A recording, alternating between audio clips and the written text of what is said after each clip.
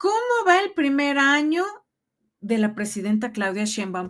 El 1 de octubre, o sea, hace 2 días, cumplió un año en el poder la presidenta Claudia Sheinbaum y lo hace a pesar de mucha gente, lo hace con un excelente nivel de aprobación, incluso más alto que su antecesor Andrés Manuel López Obrador. Aquí vemos algunas encuestas de todo, encuestas del Heraldo, encuestas de derecha, de izquierda, de centro, de arriba, de abajo, la posicionan arriba del 70%, otras cerca del 80%. Aquí la vemos en la consulta Mitofsky, que para muchos es, ¡ay, Mitofsky! Pero publica, y esto es importante en las encuestas, cómo fue la metodología, el margen de error, a quiénes se encuestó. Entonces, esta fue publicada en El Economista y vemos cómo ha ido en ascenso y el desacuerdo ha ido en descenso.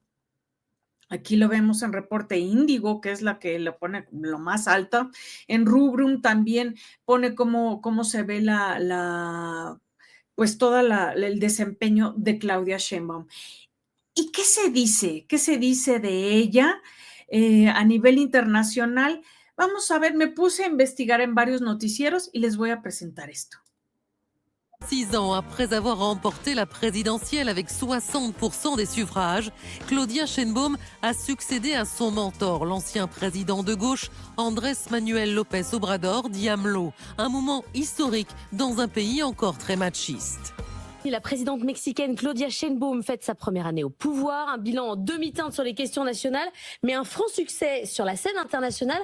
Il semble que ce soit la seule à tenir tête à Donald Trump. Pourtant, jouit toujours d'une forte popularité, et cela malgré les nombreux défis présents sur sa route. Claudia Sheinbaum ne dévie pas, femme de gauche, physicienne de formation. En un an, la dirigeante a multiplié les réformes, notamment sociales, et cela commence à montrer des résultats. Plus de 13 millions de personnes sont sorties de la pauvreté au Mexique, et l'insécurité également recule dans une grande partie du pays, avec une opposition qui peine à se relever depuis les dernières élections. Femme à poigne, la présidente du Mexique a su tenir tête à son imprévisible voisin, Donald Trump. Nous coopérons, mais nous ne nous soumettons pas. Pour la première fois de l'histoire du Mexique, c'est une femme qui s'est présentée au balcon présidentiel le soir de la fête nationale, le 15 septembre. Hélène Combe, elle fascine ici aussi parce que c'est une reine de la com quand même, cette femme, non? On a peut parler pour l'instant, mais bon, elle fait plein de choses sur les réseaux sociaux. Tout à fait, c'est tout à fait impressionnant parce qu'elle arrive à la fois à être très carrée dans ses conférences matinales où elle est vraiment l'experte tous les jours et en même temps, sur les réseaux sociaux, il y a des vidéos très intimes. Et moi, j'ai été frappée de voir que, par exemple, beaucoup de gens en France m'ont dit « mais c'est incroyable, j'ai entendu le cri de la présidente mexicaine et donc avec une capacité à pénétrer aussi les réseaux sociaux très importants. » Et a inspiré les chefs d'État du monde entier. Florian Louis, Emmanuel Macron doit y aller, Ursula von der Leyen aussi. Oui, bien. Y bueno, esto es más o menos lo que se dice.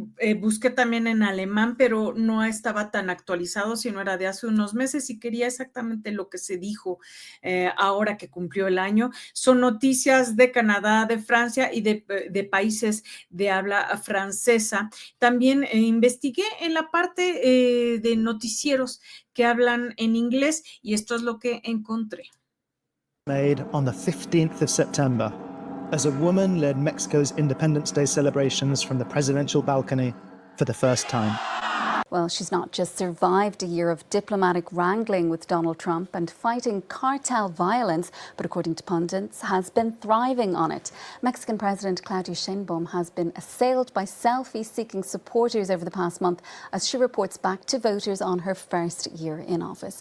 While she enjoys an approval rating of about 70%, she's also been criticised in some quarters over her record on crime. Mexico's President Claudia Sheinbaum has a strong claim to be the most popular leader in the democratic world.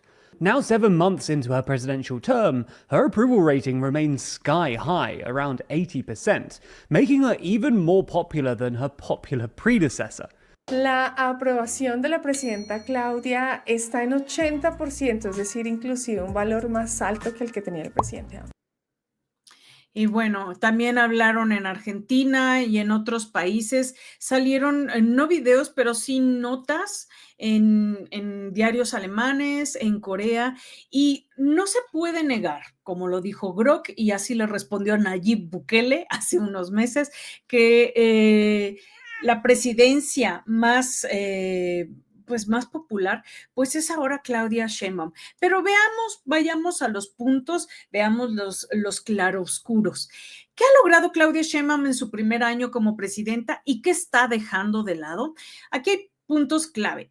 Uno es que también depende a quién le preguntes. Obviamente habrá gente de esa oposición radical, el electorado opositor radical, que todo lo ve negativo, todo lo ve negro y que solamente se informa con Atypical TV, que probablemente diga, no, es que todo está mal, todo es negativo.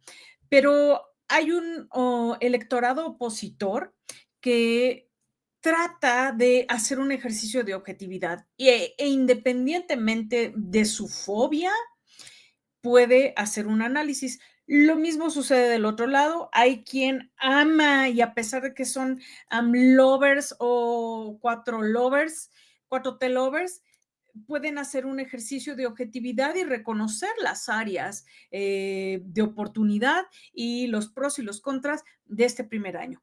Veamos, yo considero que en general es favorable. Yo decidí hacer un análisis de sus fortalezas, sus aciertos, sus retos, sus debilidades. Y ahí les van. Como fortalezas, creo que Claudia Sheinbaum ha tenido esta continuidad en los programas sociales que sin duda va a alimentar una gran parte del electorado de la 4T y que, aunque a muchos no les guste, ha ayudado a mucha gente a salir de situación vulnerable. Y el incremento al salario mínimo que hizo Andrés Manuel y que ella lo ha sostenido y que sigue viendo hacia ello, ha sido la principal razón en un 70% de que hubiesen salido más de 13 millones de personas de la pobreza. También otra fortaleza es que hay estabilidad macroeconómica para todos aquellos agoreros de que estaban esperando ansiosamente que hubiera un colapso financiero y le fuera muy mal a México. Bueno, pues sorpresa, sorpresa, resulta que no. Afortunadamente no sucedió ese colapso, hay una estabilidad económica y a nivel macroeconómico también se sigue viendo todos los temas de inversión extranjera a pesar de todos los vaivenes lamentables con los aranceles y las amenazas de Donald Trump. Otra fortaleza que tiene es que es reconocida internacionalmente como gran líder. Ya vimos los comentarios que hay de ella son a pesar de la situación de seguridad y de muchas otras cosas que hay en México y que no se pueden negar, y de los escándalos de corrupción que ya vamos más adelante a ello, se reconoce como una gran líder. Tiene popularidad, se reconoce su desempeño con Donald Trump, de sus políticas, se le reconoce por ser la primera mujer presidenta del país y eso, guste o no, es un parteaguas para muchas mujeres, aun si no se identifican como morenistas, aun si no se identifican como de la 4T, muchas mujeres están a favor y les gusta y han mostrado agrado de cómo lleva su presidencia Claudia Sheinbaum. Déjenme tomar agua. Y bueno, resulta que también ella como fortaleza es que es una persona más técnica. Con ella no encontramos ocurrencias, no nos topamos con aquello de puta y ahora a ver qué dijo en la mañanera, ¿no? Como a veces pasaba con Andrés Manuel, que sin duda tuvo ciertos aciertos, no se puede negar, ¿no? El que salieran pobres de la situación en la que vivían, de extrema pobreza, ha tenido aciertos como el que aumenta el salario mínimo, etcétera, etcétera. Pero tenía cada ocurrencia que decías, por Dios, que cierre la boca, o cómo se atreve a decir eso, o por qué tiene que estar polarizando tanto, ¿no?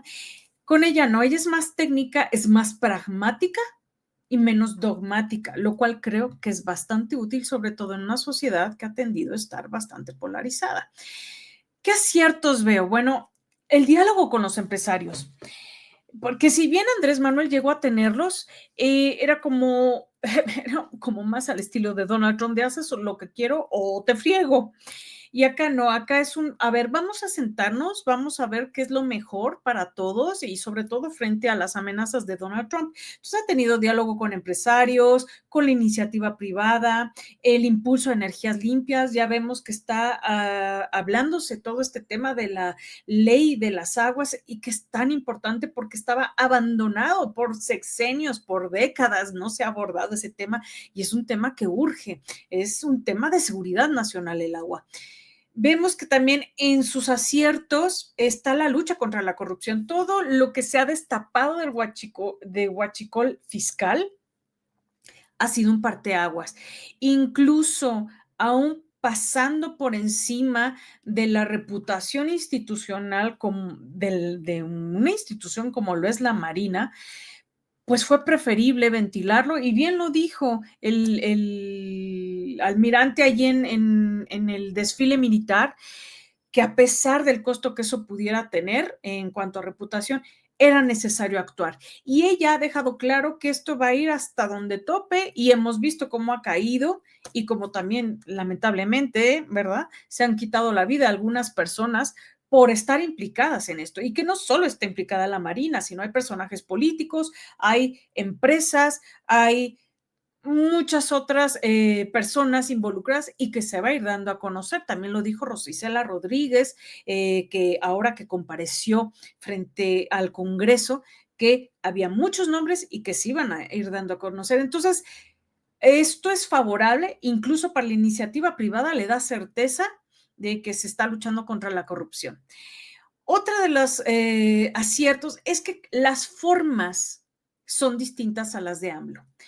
Ha roto con prejuicios también, este es otro acierto, con los prejuicios misóginos de esa gente que lamentablemente y de una manera nefasta, porque jamás apoyaré el argumentar atacando a la persona. Eso es, para mí, es muy bajo.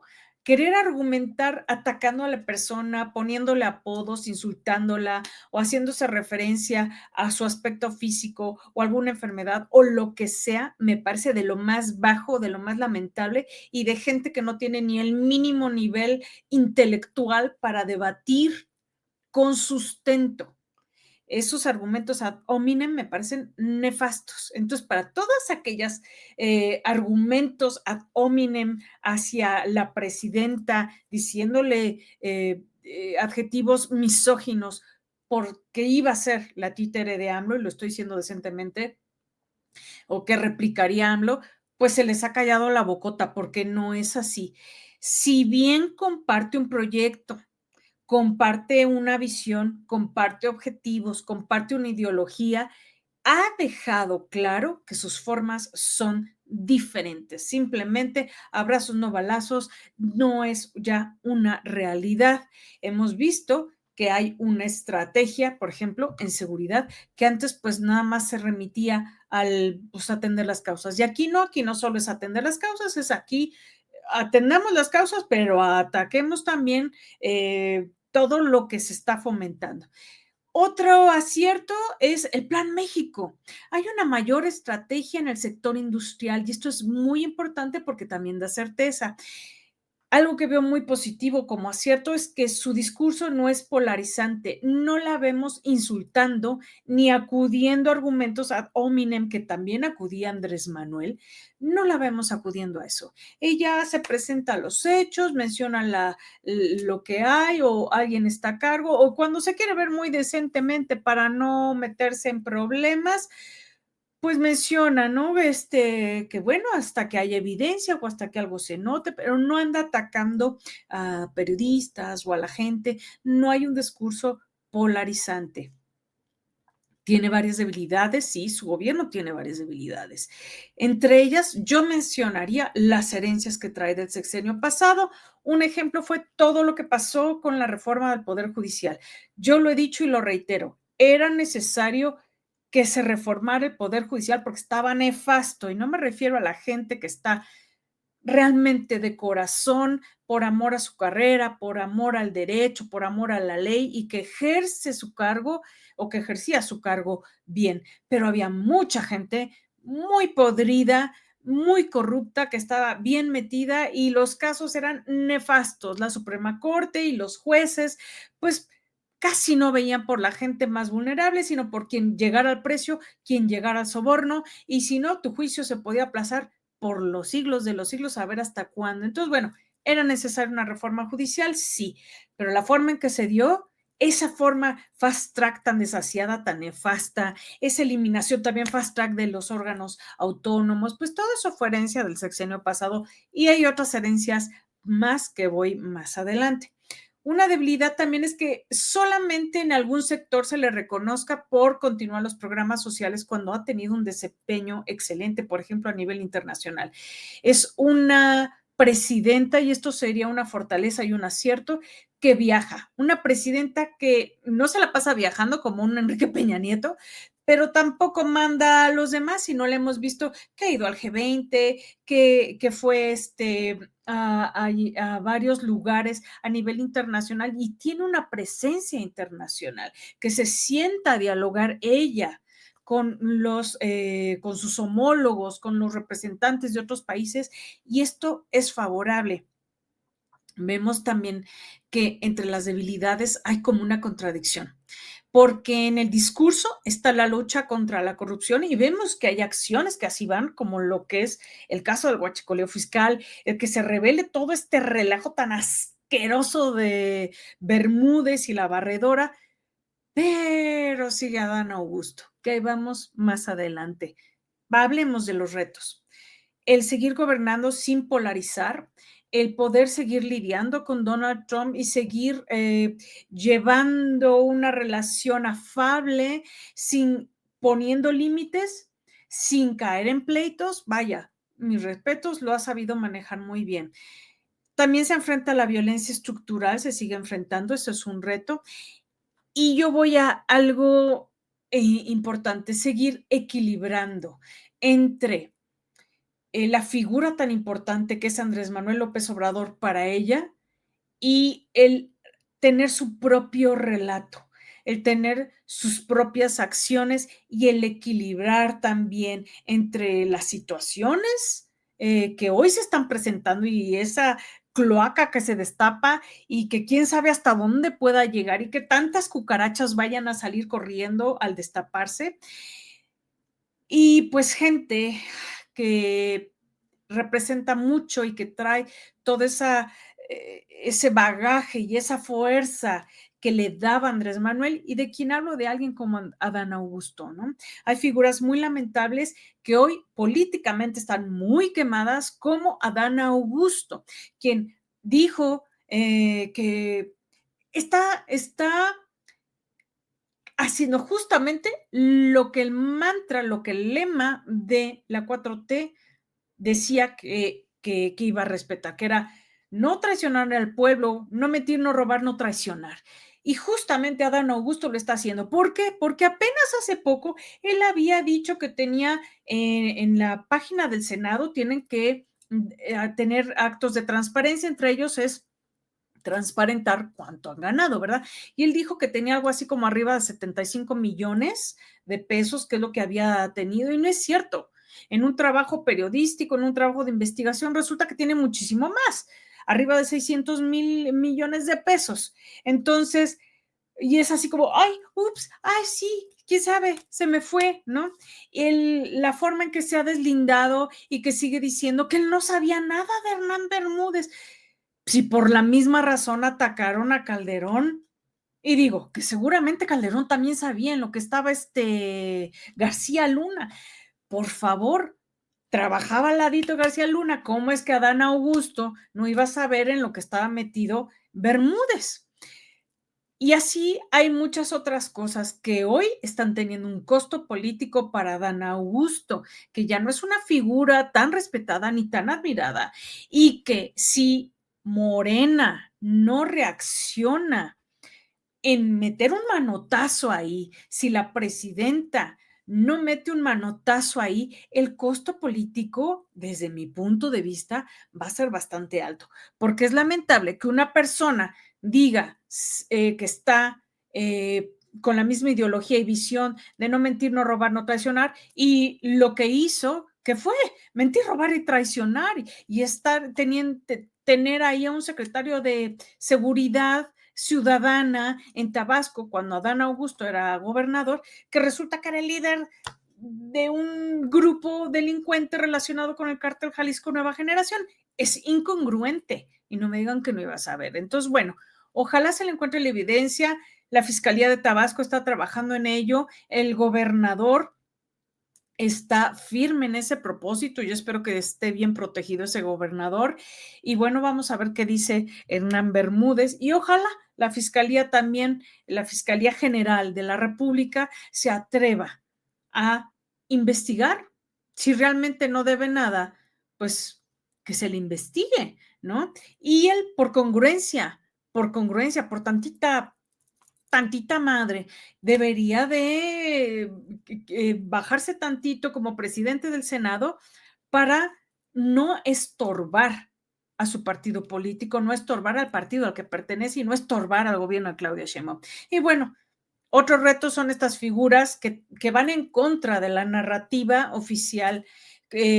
Noroña, Gutiérrez Luna, el mismo Andy López Beltrán y esos excesos que se contraponen con lo que dicen representar. Pero bueno, creo que la figura más delicada en estos momentos es Adán Augusto. Veremos qué pasa.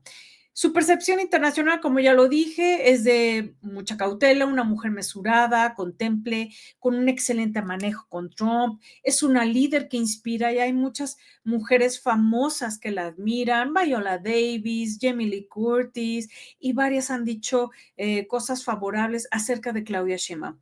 Claudia no es AMLO, no hay duda, y afortunadamente no lo es en muchos sentidos, pero tampoco significa ruptura.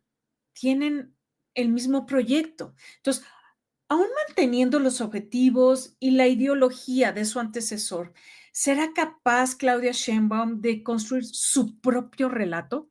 Yo creo que en eso está. Yo creo que ha dejado claro en muchas acciones que lleva su propio relato, que lleva su propia narrativa, que tiene su propia forma de hacer las cosas. Pero veamos qué pasa en estos 5 años que le quedan.